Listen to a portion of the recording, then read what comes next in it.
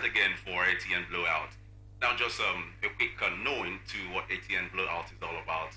Syndicated live program of the network. We hold conversation on special interest topics, news, events, and stories through correspondence reports, experts' opinions, and stakeholders' analysis.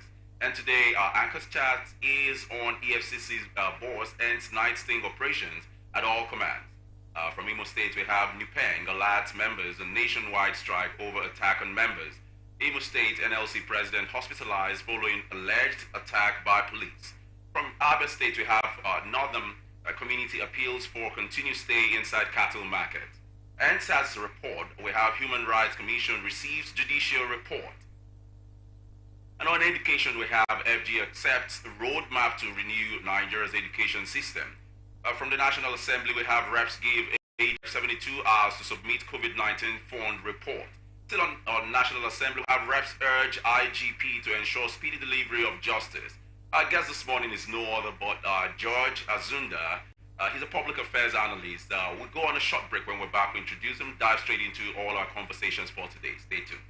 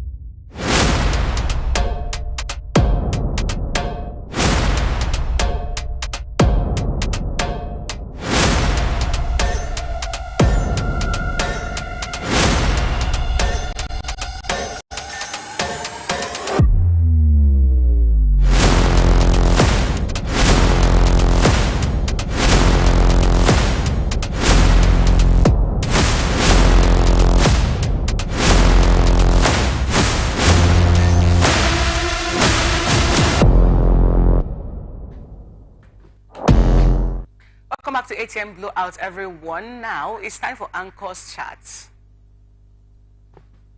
Today on Anchor's Chat, the chairman of the Economic and Financial Crimes Commission, Olaolu Kayode, orders end to sting operations at night in all the commission's commands. Olukayode, who was reacting to the arrest of 69 suspected internet fraudsters in Ile-Ife in Abuja on Wednesday, through the commission spokesperson, said the chairman gave the directive in Abuja on Wednesday, November 1st, 2023, in reaction to the arrest of 69 suspected internet fraudsters in Ile-Ife, Osun State, by operatives of Ibadan Zonal Command of the Commission.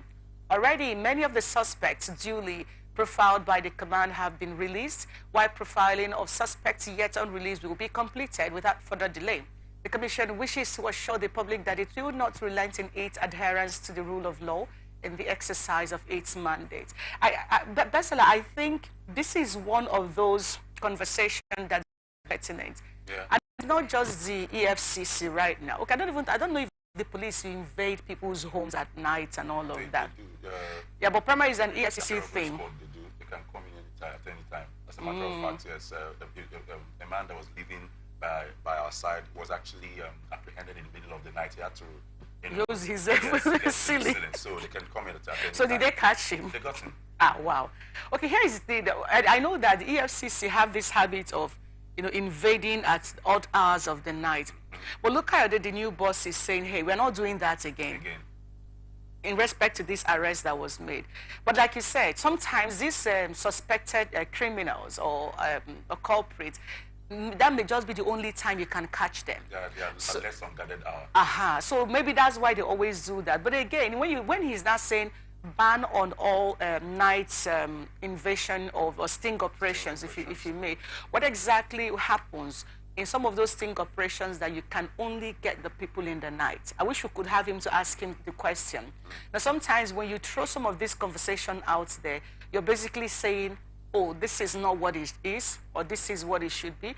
What we also fail to understand as a people is the fact that when we put a caveat, thou shalt not, do not, there has to be a way of understanding what are the specific. We have said this in the media right now. So if if Judge one day and EFCC states they are suspecting him that he has that he has some huge money in his house, and that maybe to them he cannot explain it, or they are suspected for any kind of economic crime, and they decide to invade his home or come into, the judge is going to have to sue them. Absolutely. Because this is a statement, a policy statement that you have put out there. But you also, like I said, there are some of these people, some of them, okay, what you have just said, all these criminals, do your thing during the day, hide during the day, then operate in the night. So you've just said, okay, since they cannot catch me in the night, I can now do what I want to do. So I hope that they can better explain this, because I believe that there are circumstances where you would need to, that may be the only time you can apprehend these people or not. But again, there is this draconian approach to arrests, and I honestly think is not necessary. If you're going to arrest someone, first and foremost, the law say that some of these people are innocent until proven guilty, yeah? Yes. So if you're going to arrest someone, I also think that it's pertinent for you to tell the person that, hey, we want to arrest you, no doubt, but these are the rules. Right? Respect the person's right of first hearing before a lawyer comes in and all of that. So, but again, I also know that there are some wanted criminals that when they look for them, search and say they can't find be the only time to find them. Say that again. Well, the nighttime is quite very resourceful. It's a very resourceful time, both sides. Nocturnal arrangements. Yeah. So I wonder how, what else they hope to do, because most of the times you get to apprehend these stubborn criminals or whoever have really been out of the hook. It's usually in the night you get them, because that's when they are actually very unguarded, So, but he knows the reason why he has come up with this law. Yeah, there's definitely a reason for that. Maybe some complaints have actually been coming in. Maybe they've somehow also abused that time. Infringed seriously, badly on the people's rights, and they complain, because that's actually what I experienced. Like I told you, the whole street was in terror. Wow. They just came around 12:01. first of all, they will come, the kind of hitting they come with, they had to hit down the man's door. And before the wife helped him, he scaled through, hid in the ceiling there. But you know, they know the game. I can just imagine. Yeah, they know the game. Immediately they came in, where is he? And I'm sure they must have been monitoring him to know that he's in that house. Went through the manhole. There was no trace, but the next person jumped through the manhole and got him down. You know, so the whole street was seriously terrified by that. And you know, that's when people need their rest. So maybe that's... It's also an abuse of their rights in terms so of implementing the human rights and all that. So maybe that's the reason why he's trying to do some adjustment. I appreciate that, as a matter of fact. I appreciate that. But like I said, let it also be not be like a free-for-all approach. So they cannot come in the night. So the night we are free, like the guys that are into internet fraud, for instance, cybercrime and all that. Most of them operate in the night. And if you look at these young guys, if you look at them properly, discover that every time they arrest them, they always catch them in the night. Remember when they invaded, it was in Mali's home, and one of these guys, one of these celebrities of late, and you know, they can do sometimes, but ensure that it's done in a way that also has a human face. Like you said, they came in and was bulldozing everyone had to wake up. It looked like a war scene. Meanwhile, you just came to carry senses, and I don't see how you can say the night should be completely ruled out. Maybe in time they will speak more on this, buttress what they mean and how this can work. Like I said, if you begin to say no more night sting operations, it means that if something happens and they need to pick up someone in the night, because that's when it means that you cannot pick up that person. But if you're going to do that, and then if you now like what they did in your street, and they decide to interrupt the process of the sleep or the peace of people, those people in that street have a right to carry out a class action against them. So that's why there has to be that understanding on what needs to happen. But I also understand, because even if you want to go tell the members of the street, don't be afraid, you get what I'm trying to say. Now, what it means is that somebody can also call that neighbor, and then the person can escape. So applaudable as it is, because I believe that Olukoyede is trying to respect human rights. You know, he's a lawyer. I believe that he understands the law and have known how these people operate, and say we need to respect human rights in the process of carrying out, which is applaudable, because it's been a nightmare how some of them operate. However, there's also the job of catching these criminals, and the night time are usually one of the best times to apprehend them. So we hope that one way or the other, all of this can be fixed. But we will take a short break. Mr. George Azunda Chinda is seated live in the studio to blow out with us this morning, and then when we come back, maybe you have one or two inputs on the ban on sting operations across or EFCC command in Nigeria, but that will be after the break.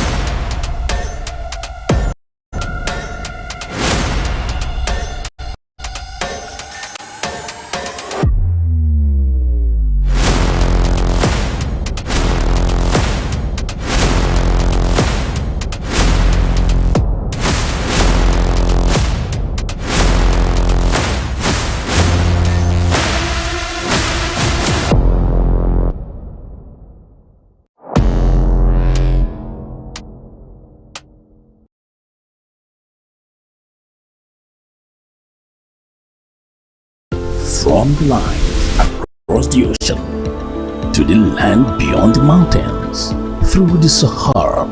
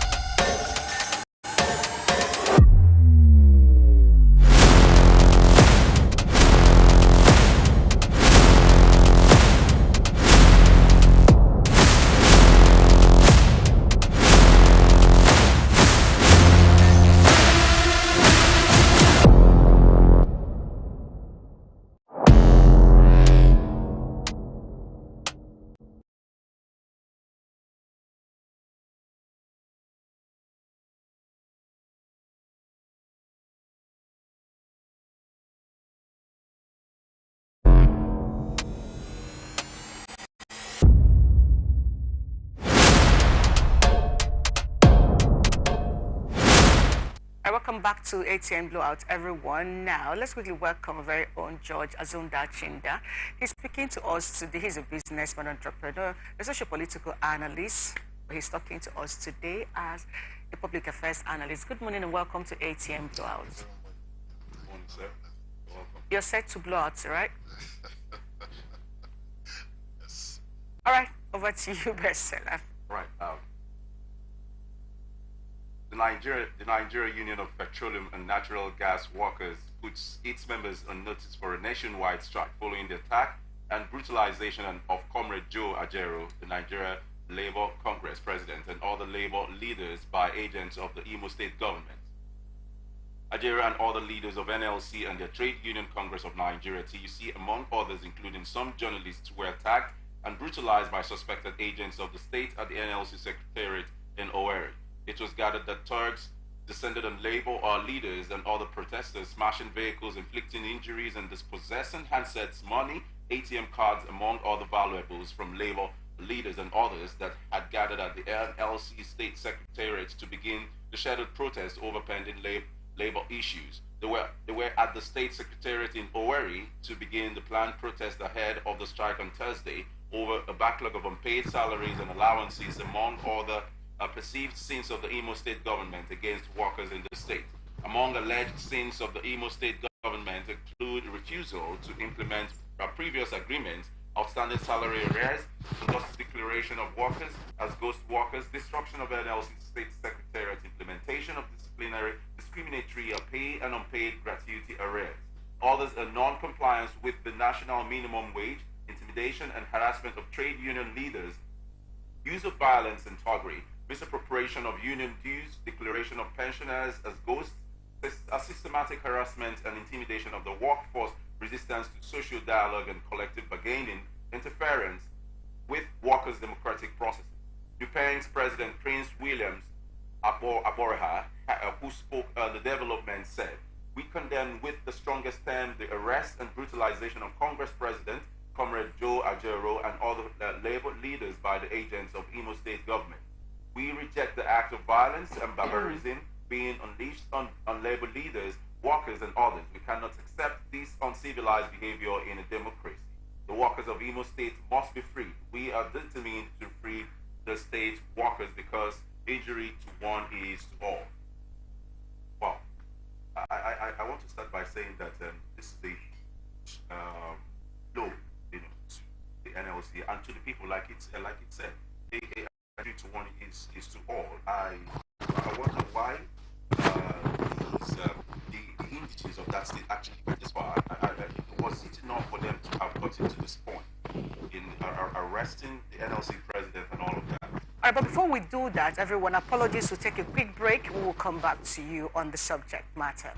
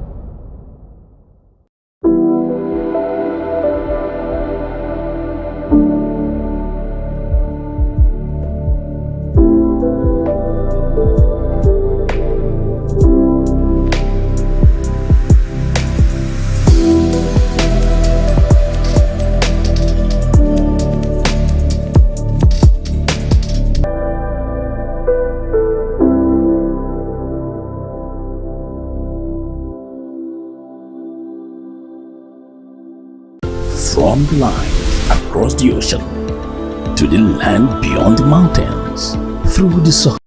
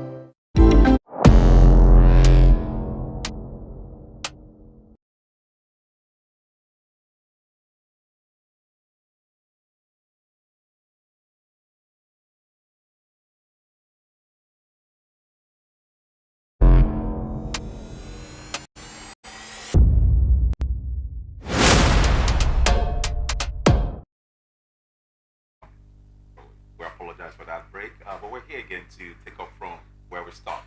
All right, so, sir, like I asked, I just wonder why the indigenes of the state actually had to go to that extent. You know, it's something that is worrisome. I leave that to you to share your take on that. Okay, first and foremost, let me apologize on behalf of, let me apologize to the Imo State citizens and the labor union, the workers, for what is in the news that happened to them. Again, I will say, because we've not heard from the state government, for now it appears like a speculation, even though there are some evidences here and there of what transpired. But I must say that in this country, the government is still treating the labor union as, like the pre-colonial days, where the police will brutalize people and all of that, not respecting the people's rights. These are workers. And you know that the workers, from time immemorial, will always demand for what they feel is their right. So as a government, I have always believed that the best way to resolving some of these issues is through dialogue. Whenever these workers come up with one demand or the other, the best thing to do as a government is to call for a resolution of the matter through mediation. They send in their reps. The government will also send in their reps. What are the issues? They look at the gray areas, discuss way forward, and come to an agreement. I have never believed in resorting to violence as a means to resolving issues. So I will apologize to the workers and the Imo citizens for this. There are evidences of actions that we are not in tandem with the law, things that happen to these workers. So for now, I will apologize to them. Let them see how they can resolve this matter. But first and foremost, it's a very weighty accusation against the government and the police. I'm talking about the organs of government who are supposed to protect the people are the ones who are being accused of attacking the people. So there must be an independent investigation into the matter to ascertain exactly what transpired. Therefore, if they found out that the government and the police are culpable, I'm sure there are ways to deal with the government and the police also. So for now, let there be calm. Violence have never achieved anything. Let there be calm. They should follow the matter, with due process. I mean, going to report the matter and open an investigation to ascertain if actually the liking of these labor and their supporters, who were the culprits, even those talks should be unmasked, so that they will be dealt with at the end of the day if they found out they were actually involved in this. Once you deal with some of these people, it will send the right message to those willing tools who will be used tomorrow for such dastardly act. So for now, I think it shouldn't be something that will be swept under the carpet. An investigation should be opened to ascertain who and who played what role. Now, speaking of the attack on the labor leaders, we'll come because the next thing we're going to look at, Joe Ajero, as we speak, is hospitalized. Before we come to the attack, labor unions across the world are known to demand for workers' welfare, ensure that workers are taken care of. What we saw in Imo State yesterday, whether it was ordered by the government or whoever, is an aberration that a lot of us are wondering, how did we descend? We are talking about, it's like a few days ago to see the House of Assembly inspect what happened. A sitting governor. We heard sounds of gunshots, saw water being sprayed at him, tear gassing. A sitting governor. Now, we're talking about labor union. They made this announcement long before now. They've been having issue with this issue with Hope Uzodinma for quite some time. You know, I don't know how much mediation has taken place between them and the governor, to the point where on Sunday, Joe Ajero said, we are shutting down the state. This man, Hope Uzodinma, is going for re-election. One would think that even before the end of yesterday, he would have made a statement, even if it's to just make it look like he have a human face. We all saw Joe Ajero's picture everywhere. So help us understand how low we have gotten as a people to begin to attack, like you said, people who are meant to be protecting our welfare. Well, like how did we get here? It's an unfortunate, you know, Nigeria as a country, a whole lot of things have really gone down to the level where people don't even consider the life of those people they are supposed to take care of. If it is a developed clan by now, if an investigation or there are evidences abound that actually Joe Ajero, who is the labor union leader in Imo State, was attacked, and there's no official statement from the government, by now heads would have been rolling. But we live in a nation where anything goes. Nobody takes anything for serious and all of that. So I will still repeat what I've said here. What happened in Imo State is an aberration. There should be an investigation to ascertain exactly who played what role. Because sometimes we live in a society where people could sponsor things and before pin it to another person. It could be that the government, I'm only saying, I'm looking at it from all sides now, I'm not taking sides. It could be that the government was innocent of what happened. Someone somewhere, it could be the opposition to the government, sponsoring some of the attack, knowing fully whether if you touch the labor, it's affecting the list of the families in that state. So, and this is election period, the electioneering campaign is on. So anything could just be used to undermine the good way that the governor may be having before now. So that is why I called for an investigation. Again, the governor and his PR team are making a whole lot of mistakes. This is an election year. Such a thing has happened that you have not made any statement, to assuaging the feelings of those who were attacked, to calming the frayed nerves and all of that. You kept quiet, working as if nothing has happened. These are, areas where they make some of the mistakes. But like I said, an investigation should be carried out because anybody anything, especially the political, to ascertain if government was actually the ones that sent talks and the police, to brutalize, innocent labor workers who are demanding for their rights. Like you said, all over the world, the union, the labor union of the workers, that is what labor union is. Now, to just quickly wrap this up, maybe, Nupeng is saying we're going on nationwide strike over the brutalization. When I saw Joe Ajero's face yesterday, I was watching it in the news before that. I didn't know how bad it was. We heard, okay, he was arrested and he was released, but I didn't know how bad it was. When I saw his face, I'm like, how do you do this to anybody? But again, we understand the governor of Imo State is yet to react to this at the time of filing this report, which we have also condemned. However, this nationwide strike over the brutalization, I know that's how they express their displeasure quite right, but what is it going to achieve? Well, like I said earlier, the labor union is known to protect the rights of the workers. They will use every available means, every available tool within their disposal to ensure that they get that attention from the government to make sure that their demands are met. So if what happened, like they said, injury to one is injury to all. It did not happen in Lagos. It didn't happen in Rivers State. It happened in Owerri. But in Imo State, those workers in Imo State are equally workers like every other workers in Nigeria. Therefore, the national union leader is using that opportunity until the matter is addressed. Okay. He's calling the attention, since the government have not made any statement, this is the right time for the government, not even just only at Imo State, from the national level, to call them, what is the issue? Let's discuss the matter. All right. So the labor union uses the opportunity to state exactly what their grasp is and how they can be assuaged. That's just what I understand by that. All right, so Comrade Joe Ajaero, Nigeria Labour Congress president, who was arrested and brutalized by some Nigerian police officers allegedly attached to Imo State Governor Hope Uzodinma during a protest led by union leaders against perceived maltreatment of workers in the state, has been hospitalized, according to Labour leaders. Now, recall that at press briefing in Abuja on Sunday, the NLC president had announced shutdown of state capital Owerri over alleged violation of workers' rights by the state government.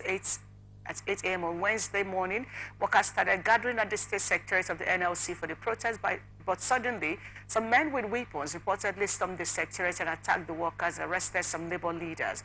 In an attempt, in a telephone chat with journalists, NLC Head of Information and Publicity, Benson Uba, who confirmed the development, said the NLC president was abducted by men suspected to be policemen armed to their teeth at the Imo State NLC Secretariat on Wednesday, as they were about to commence their lawful protests against the violation of trade union rights of the workers. He said thugs first attacked and dragged Ajaero from the platform before police came to arrest along with another senior official of the NLC. Meanwhile, following pressure, Labour leaders across the country, Ajaero was released by the security forces, who at about 3 o'clock p.m. with wounds on his body and bruises on his face before he was later hospitalized. NLC Zuwa said contact was made with Congress President Comrade Joe Ajaero this evening, that's yesterday evening at 3:30 p.m. at the police hospital in Owerri, from where he was taken to Federal Medical Center Owerri, where he is receiving medical attention. Thoroughly brutalized, his right eye at the time of contact was completely shut. Ajaero, who said little, stated that immediately after his arrest, he was beaten up, blindfolded, taken to an unknown destination where more brutalization took place, sometimes with bottles. It's to him.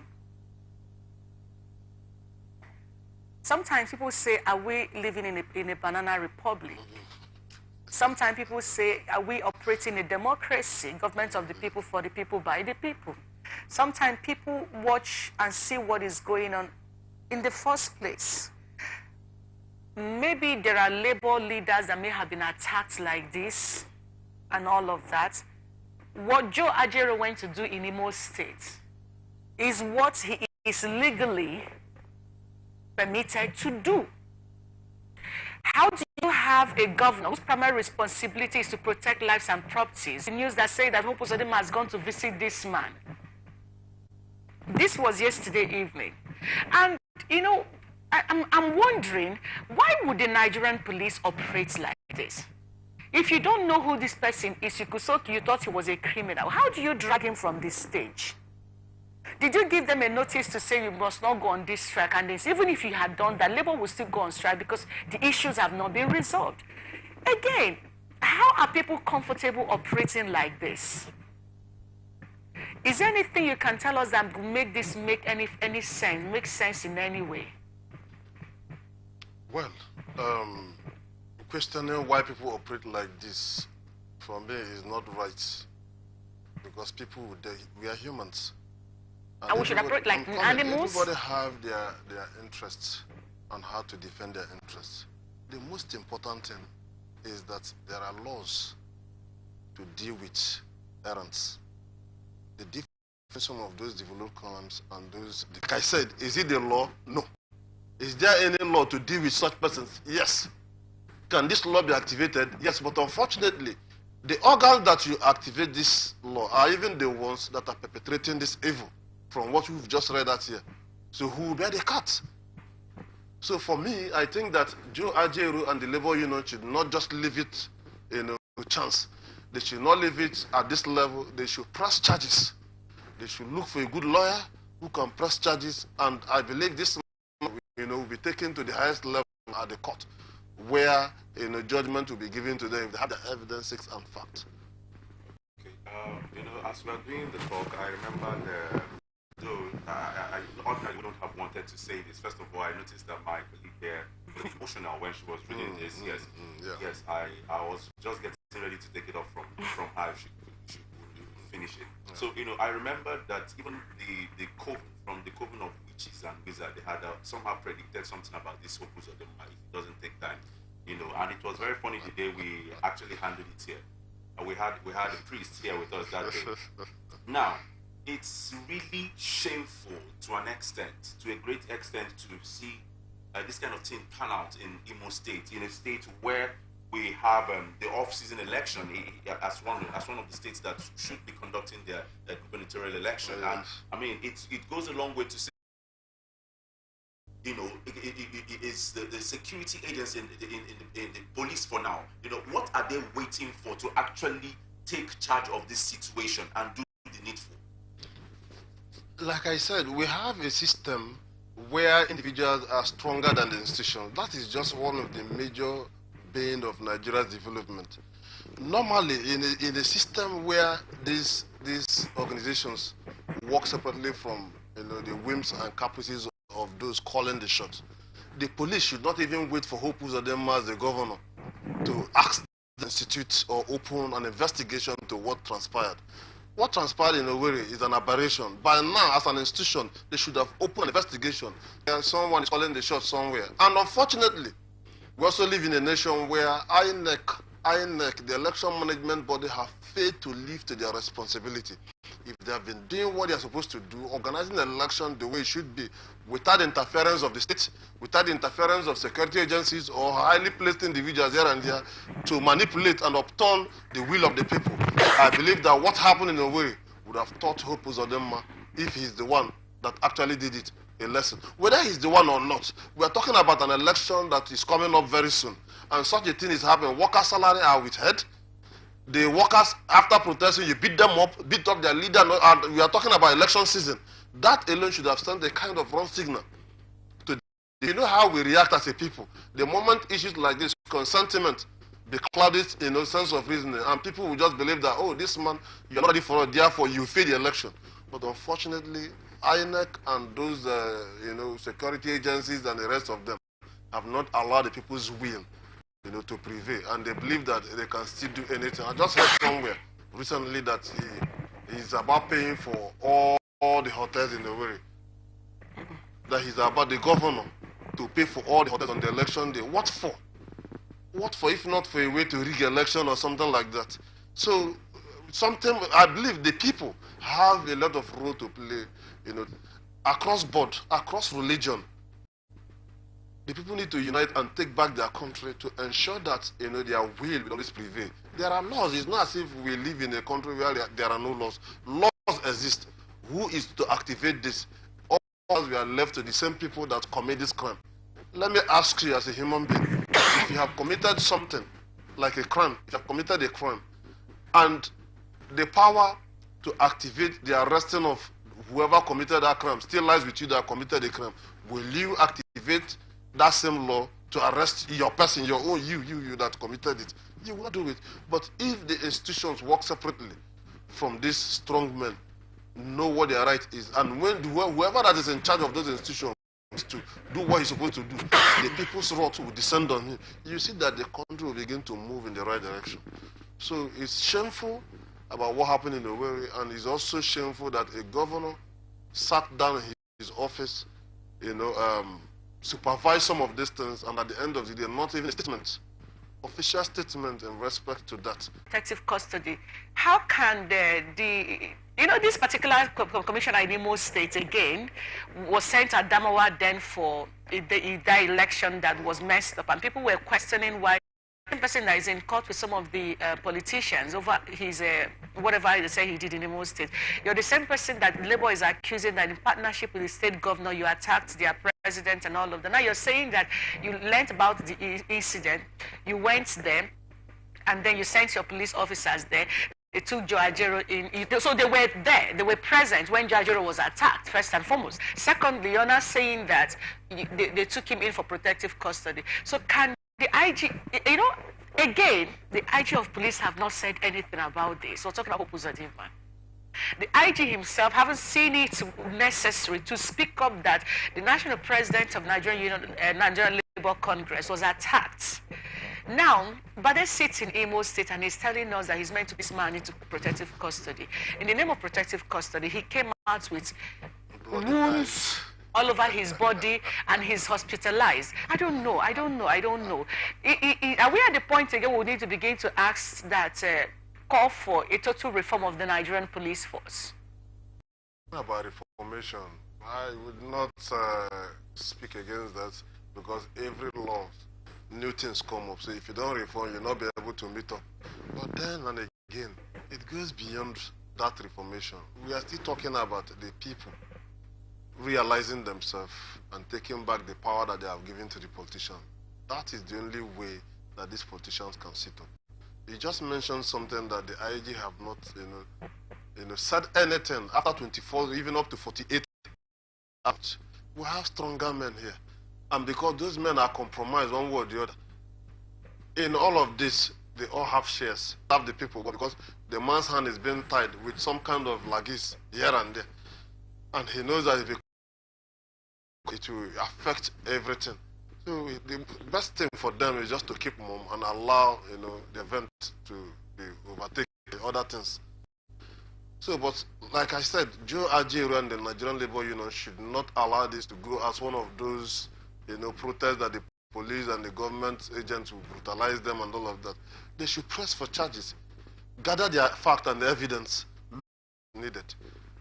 So let them gather their facts. If you want to wait when the police and the governor of Imo State will come to say, yes, we want to own up to our mistake, we are sorry for this, you will not see that.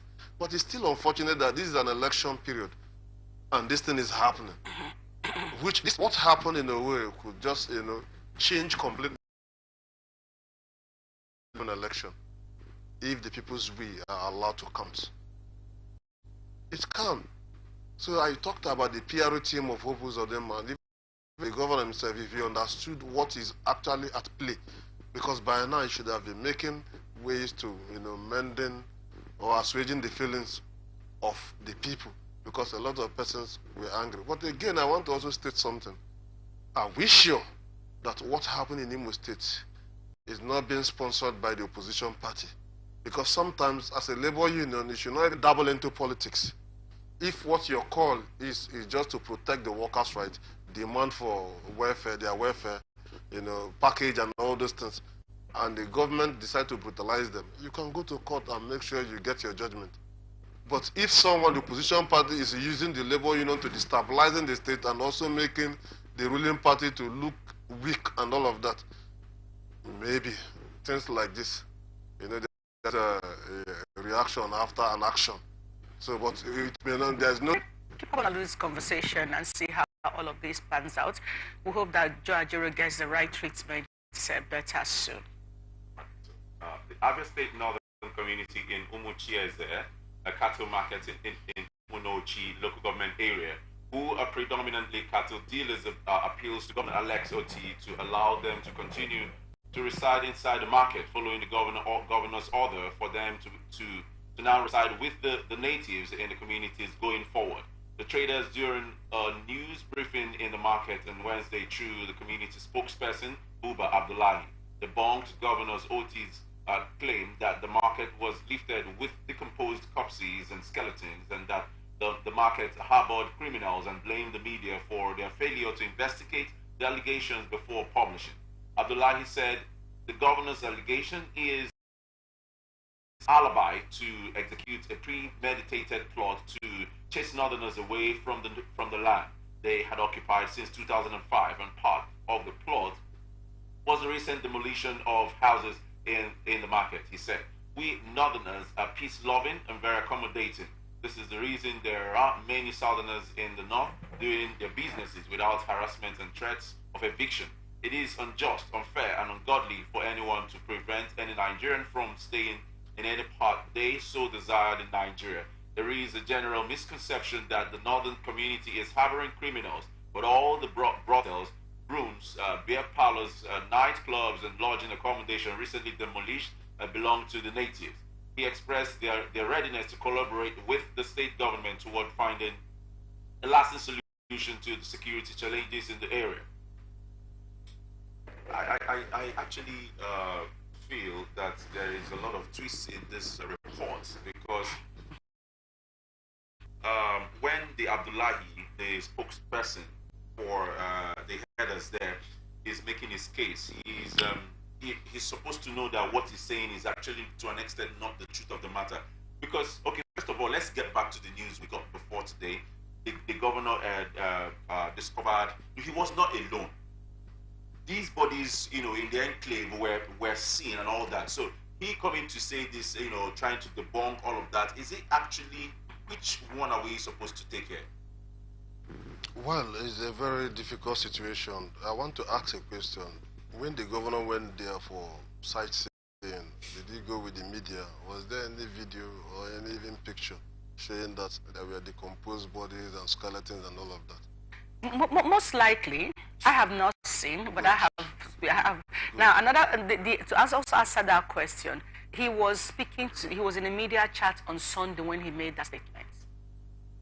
When the governor made that statement, he was speaking to the media, like normal media chat. It is difficult. We don't even know who to believe because politicians, like we know in this country, can do anything just to achieve something. It could be that what the Northerners in that market are doing have become an eyesore. They have been committing some kind of, the insecurity challenge may have risen to a level that is not acceptable by the governor. So governments cannot just take action without pinning it down to something. So it is possible that there's no such thing. Then and again, it's also possible there's something like that. If the security of that area is an issue, the governor as the chief security officer have every right to ensure that there is, peace, there is security in the area. And if evicting those people, because they are the ones causing the insecurity breach there, is the only way out, then I don't have any problem with that. But please, before you accuse someone, because this matter is very sensitive, you can see the statements from those Southerners who live in the north and all of. We understand some of these things. So I think it is something that they have to have a dialogue. I've always believed in mediation and dialogue, to resolving issues no matter how intractable. So it is for the governor to top a committee to look into the matter, invite these people. If there are some security, government, if they want to work, they know how to go about these things. They know the criminals, they know the hideout. Just for them to do an undercover operation, and they will get all what they are looking for. If it means also relocating the people from there, assuming the government want to make use of the land for something, you can still relocate, because whether you like it or not, aside the insecurity aspect of it, they are contributing to the development of the economy of other states. Even in that town where they live, the local economy of that town is booming because they are also contributing. They do their business.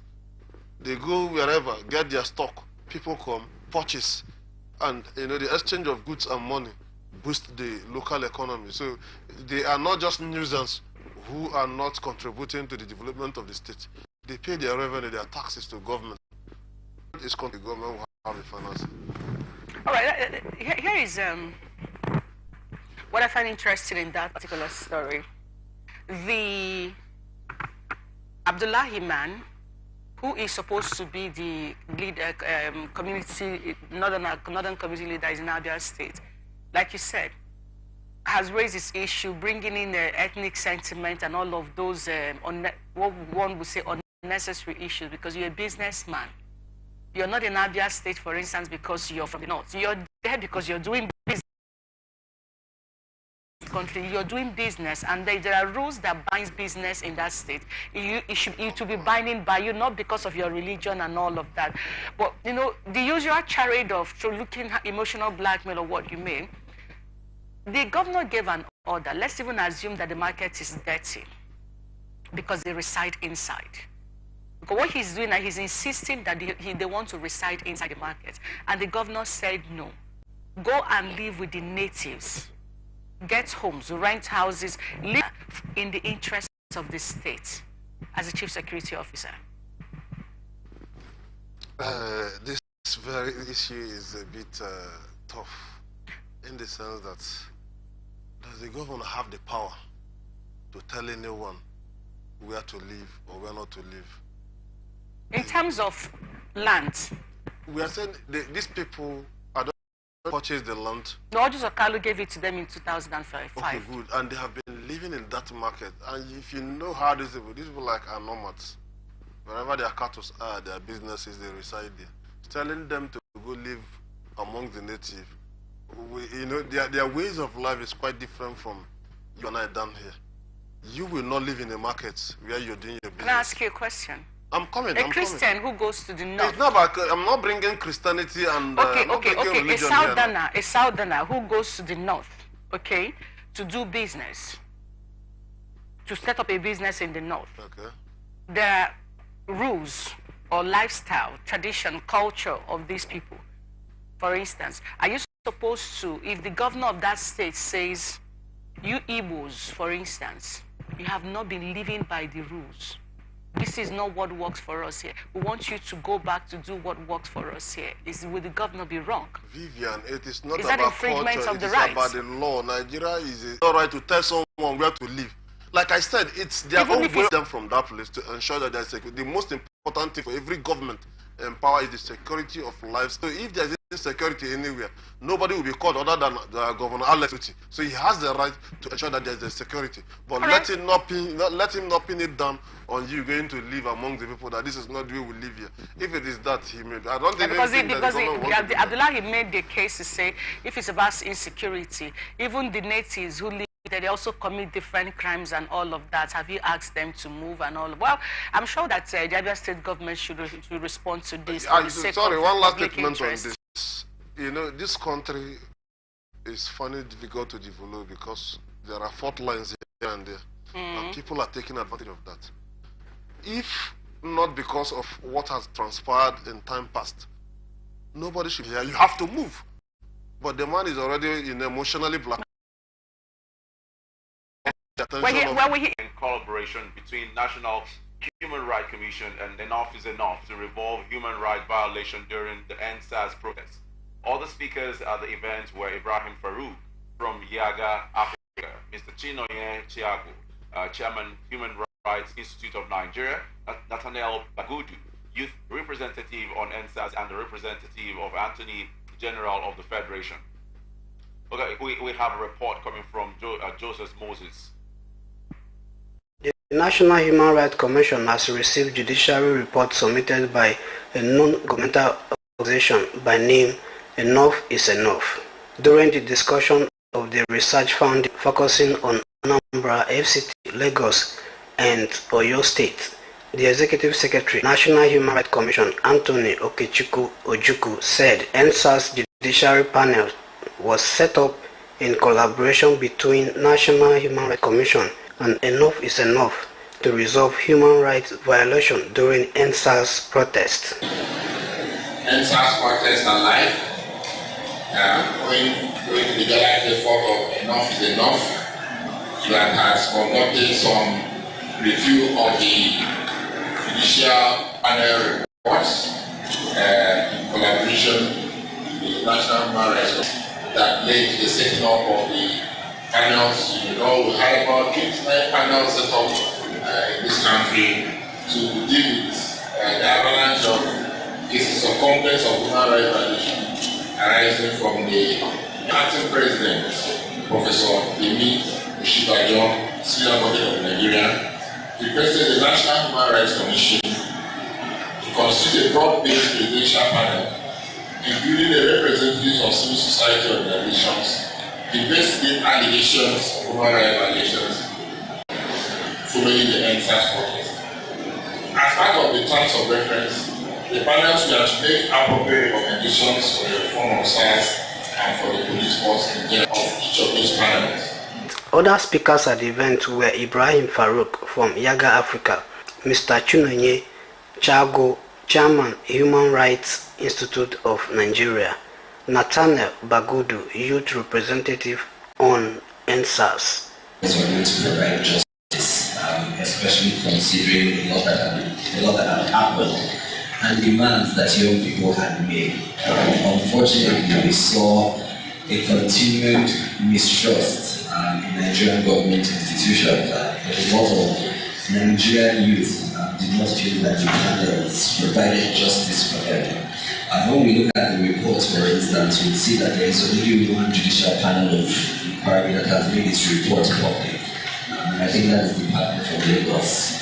I think just one step, one very simple step is being more transparent and accountable and making the reports public. I think that those demands. Maybe there was no strong traction of social leadership. There was no strong figure around which the NSAS was collected, and that's why these are fizzled out. So we need to begin to, and that's the message for young people, you need to begin to organize, not to agonize. You need to organize, get yourself together and begin to demand that this report should be published. The second thing is to use all the institutions are supposed to respond for accountability. The National Assembly is where human rights committee of the National Assembly, and they were asking this question about NSAS, what has happened. So as we celebrate the third anniversary of NSAS protest, we need to look at the questions, it's organized and rebranded them. And they're not even worse. Because now they pick you up, they say, okay, down protest, let's see, go to the okay, let's see what happens. So you embolden the protest to continue to reach human rights. Panel at Kaduna State was a very great panel. As you are aware, Kaduna State is one of the first states to make a panel of brutality. In that panel, we have a leader, Chief Justice David Shiri, retired, who also himself first. This is the giving opportunity not only to young people. NSAS protest and the outcome. We are still talking about the reports, the panel reports, and all of that. It's been 3 years. The SARS team, they were just changed into a different unit that they are still operating. We're just talking about what happened in Imo State. We are still seeing policemen harass people on the road. And now, it's heartbreaking. And when you get to their offices, like you see quality police officers who wouldn't do some of these things that these guys do when you send them on duty. Somehow, the few bad ones seem to overshadow the majority, the good ones we have. Reform earlier on, and I'm looking at this NSAS report and how this has panned out. While we're waiting for the panel to conclude their report, the major issue that led to that was police brutality. Have we fixed that 3 years later? You think? That we can even fix that. I want to be pessimistic here. I doubt Nigeria can fix police brutality in the next 10 years to come. This has to do with the mentality from the colonial period to this. That was what they transferred from the colonial period to after Nigeria gained independence. The same structure, the same people continued. Look at what these people do. When you go for police training, that's my take, that's my understanding. Based on I have interacted with one or two who have gone for this training. Even while you're there in the training, nothing is provided for you. You provide practically everything for yourself. Your prayer is just be, let me be taken. The moment you're taken, you're thrown into the street to go and do. Most of them are not even well educated regarding the laws of Nigeria, regarding the laws that guide the operations of police. Most of these recruits, like you said, when you go to the offices, you see some who are well read, who understand the law, who may not even be associated with this kind of brutality, have their own challenges here and there. But you see most of those ones you see on the street, some of them do not even have standard 6. That is the old standard 6, that is the old level today. Some do have, but the Nigerian mentality, the society, these are the product of Nigerian society, and they act like Nigerians. What they do is the moment you go there, after training, they throw you to the street, go and hustle. Whatever you get, You know, if you like, stay there, don't get anything for yourself, you're on your own. Down to the uniform that these people wear, they provide for themselves. These people equally buy from the same market that you and I buy. As a matter of fact, on Saturday,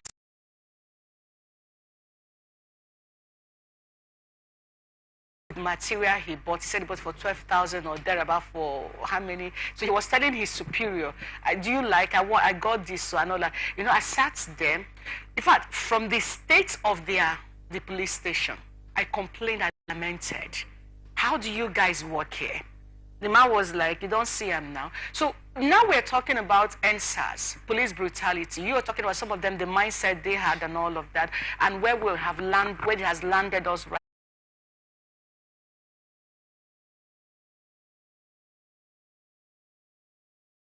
In the Nigerian police force, we need to have a president that will come, look at the police force, and tell them that if you don't want to change, I will change you.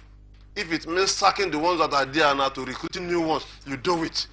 There has to be a drastic, you know, a move towards changing the Nigerian police force. Without that, it won't work. We've had several ages come promising this and that. They will tell you that bail is free. They will tell, go to the police station and see if your bail is free.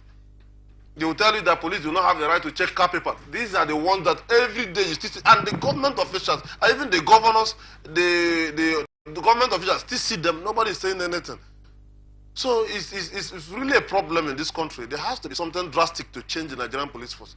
Like somebody rightly said, the SARS men who were the ones, and the government have not paid them. Right there where we are talking, a lot came in. How much as at that time? 9,000. And this is a man that has families. Children will go to school, they will feed another thing. The man is also buying from the same market that you and I are buying from. I looked at the matter, I said, guy, you need to be smart here. So because, now, sorry, let me finish the story. Quickly, it's still on what you're saying. Okay. Are we grooming criminals in uniform and arms and expecting a different result? That is why any other thing, for you to see that change that you're looking for. If these ones will not change, you recruit new persons. There are sometimes who are willing if to we're not caring for you, do you know what you just said? I don't know how long ago. And such a person will go and they will recruit him. What do you expect? Right. Thank you, sir. That's been a very fortunate discussion. Let's get to the next one. Federal Ministry of Education on 31st October 2023 received the education roadmap set to resolving Nigeria's education problems delivered by a committee which was set up on 6th of September 2023. The Minister of Education, Professor Tahir Maman, said he wasn't happy because Nigeria's education sector has not achieved what it is supposed to have achieved in the past 63 years, and that the new roadmap will help achieve it. The Chairman Committee of the Education Roadmap, Engineer Nuru Yakubu, gave the guidelines and aims of the roadmap report. The minister said out-of-school children are highly hopeful of to schools without excuses. We have a report on this. We are also unhappy Nigerians. Unhappy for the reason that this country has not achieved what it should have achieved in the last 63 years. I am very angry about that. Some of us have benefited from what was good. Now we are encountering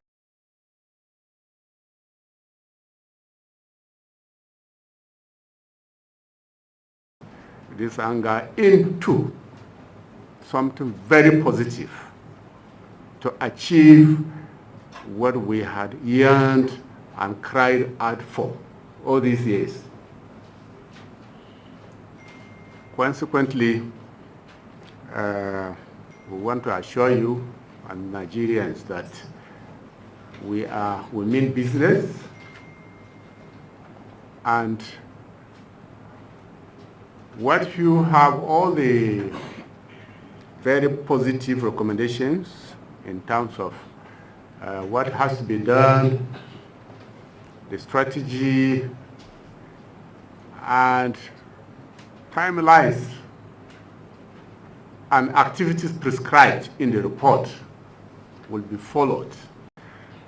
We have a lot of young people out there who have very bleak future. because they have either not attended school or they have dropped out of school. Now they are staring at us for solutions. We may not have all the solutions, but there will be no excuse for us not to do what is right to bring succor to this category of people. We've been criticized in the education sector for giving Nigeria, certificates which do not give value, which make our graduates not quite employable. We will be challenging everybody in the education sector, from basic education through to tertiary, to ensure that they bring value to their certificates. In consequence, in the days and weeks ahead, we are going to set out the mechanism for implementing, giving effect to this report, which has integrated the ministerial mandate with the new ideas that are being brought here. We are going to set up a monitoring and evaluation committee to ensure we are on track constantly. We are also going to set up implementation committee, possibly on a monthly basis, if not earlier, to ensure we are on track. And education data, sector planning, skills and entrepreneurship development, alternative learning, and early learning. The scope of the committee's assignment involved a review of previous ministerial strategic plans. The committee conducted thorough review of the previous ministerial strategic as well as the MSP for 2018 to 2022. The draft MSP for 2023 to 2026 was also reviewed, and the committee identified gaps that were found. The aim of ensuring that the roadmap that we bring to the honorable ministers today is practical, aims at problem solving, and realistic. We undertook a thorough review of high-level documents on policy and past reports on education.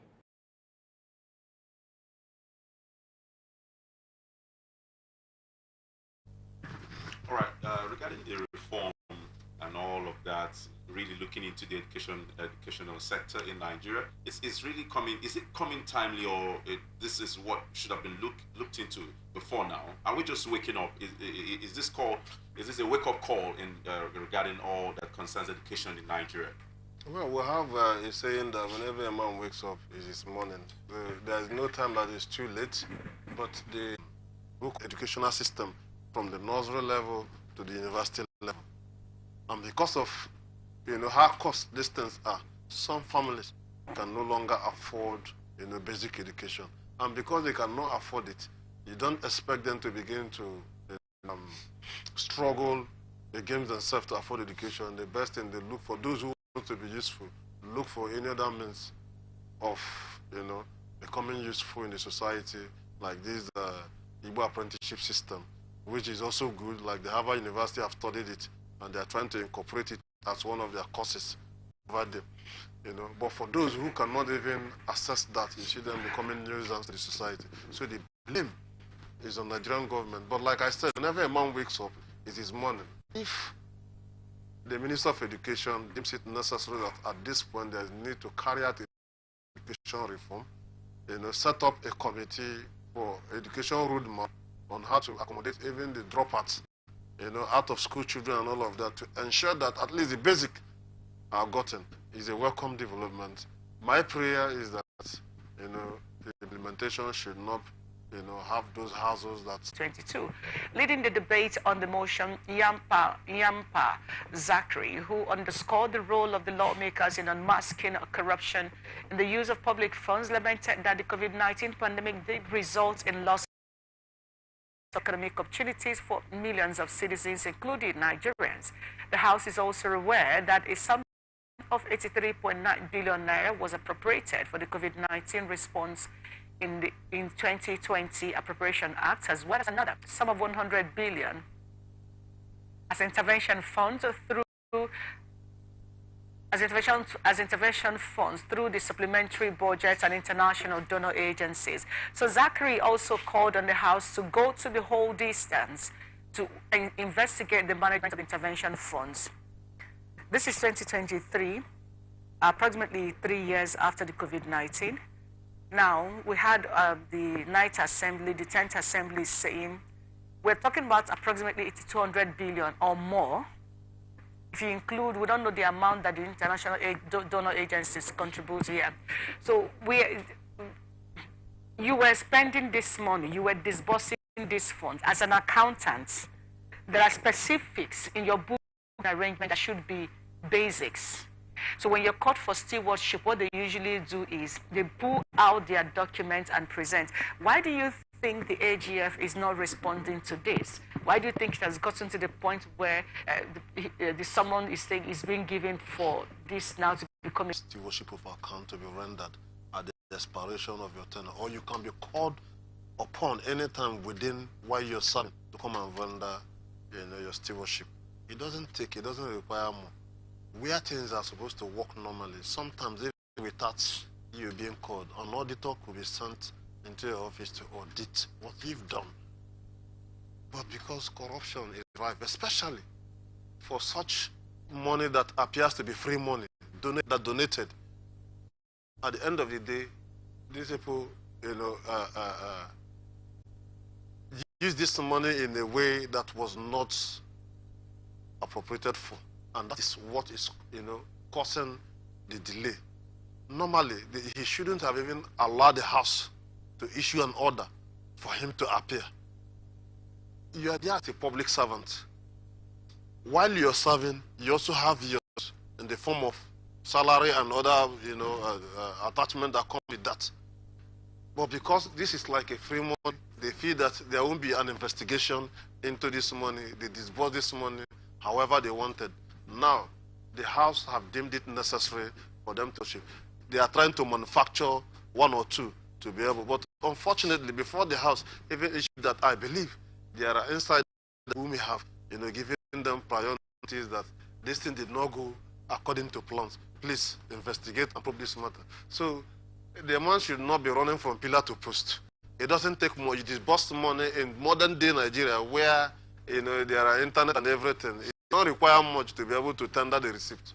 Right. Thank you very much for the sake of our time. Let's still look at what we have from the National Assembly. House of Representatives has urged the Inspector General of Police to ensure the speedy delivery of justice for Ms. Chalia Silas, a member of the National Youth Service Corps who was murdered in Kaduna State. It also mandated the Committee on Youth Development to review the safety of Corps members as they fulfill their compulsory National Youth Service Corps assignment, reach out to the family and collaborate with the police as they investigate the killers of the Corps member.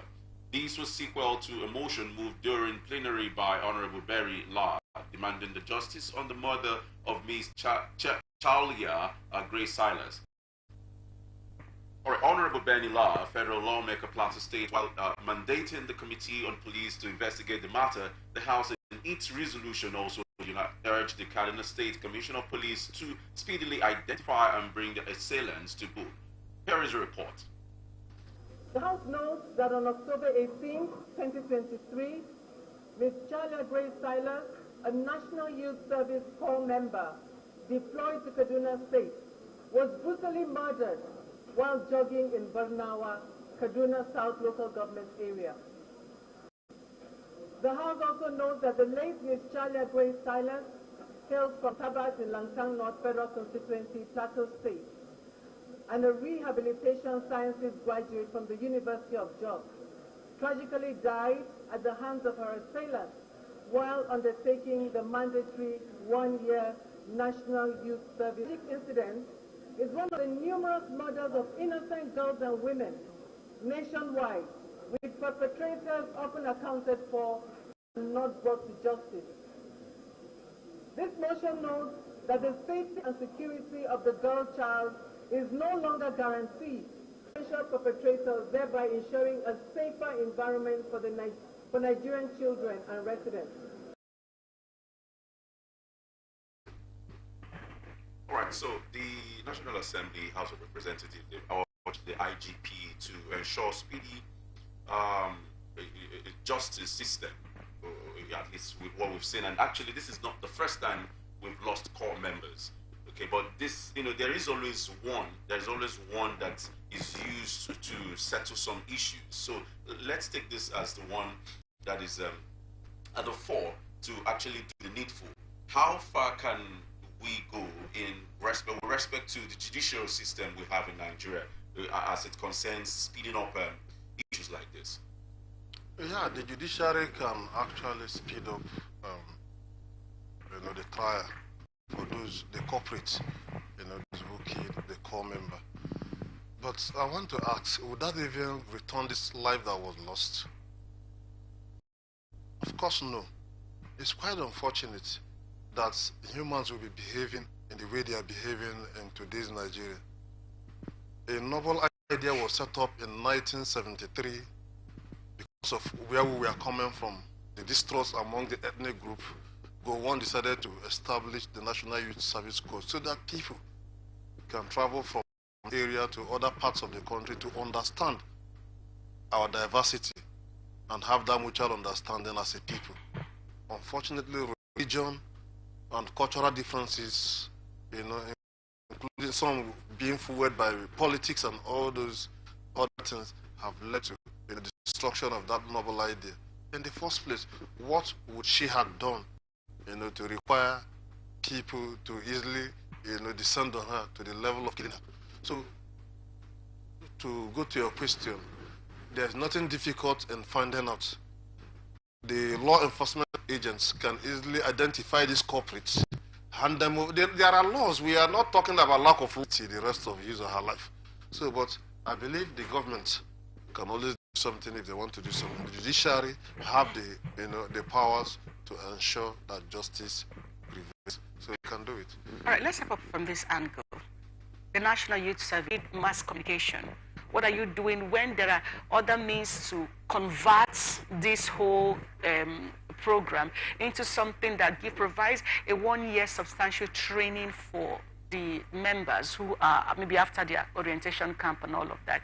If this is just about unity, and in today's world we're talking about economic development and what have you, is there no way to reform this NYC, ensure that people can actually be anywhere? Same objective, which is unity, yes, but in making sure that these people come out with something better.